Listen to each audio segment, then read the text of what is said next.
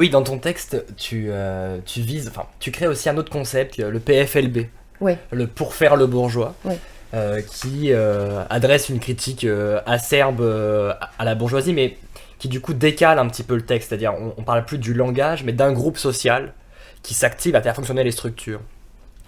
Et donc ce pour faire le bourgeois, moi j'ai parfois eu du mal, mais je crois aussi un peu toi Romain, à saisir un petit peu exactement de quoi il en revenait. Est-ce que tu pourrais revenir un petit peu dessus et quelle est la place qu'il occupe un peu dans ton ordre logique conceptuel avec le langage, quoi.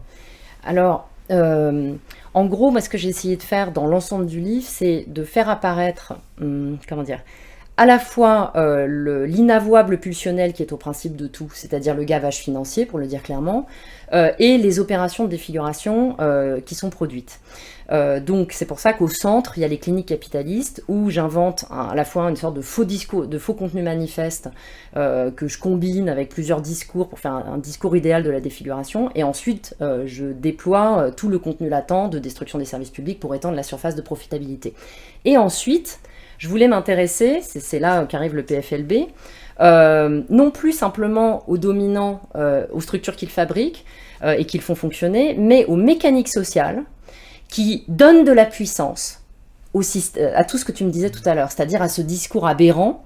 Pourquoi ce truc est répété dans toute la classe bourgeoise, alors que sincèrement, qu'est-ce que les gens en savent de la mondialisation, la dette publique, ils en savent rien du tout, quoi. Ils comprennent pas les énoncés qu'ils répètent. Et donc moi, ça c'est un des trucs que je voulais essayer de comprendre, c'est qu'est-ce que c'est cette mécanique sociale.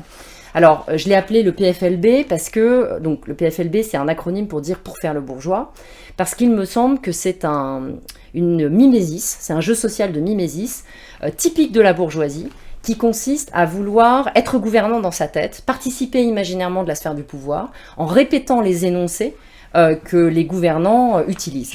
Et donc, c'est une manière pour la bourgeoisie de se distinguer du petit peuple qui, lui, ne peut pas accéder à ces hautes sphères. Cependant, donc, ce qui se passe en réalité dans le PFLB, dans le pour faire le bourgeois, c'est que des individus annonnent toute la journée des trucs qu'ils ne comprennent pas, en récupèrent des gratifications symboliques très grandes dans leur petit jeu de bourgeois, mais tout ça pour nous, pour le reste de la société, a des conséquences dramatiques. Puisque, en fait, c'est eux qui donnent la puissance à l'hégémonie. Le truc qu'on disait tout à l'heure. Comment se fait-il que ces discours continuent à prendre ? Parce que au dîner, à la piscine, je sais pas moi, dans le bus, on entend des gens répéter ces choses.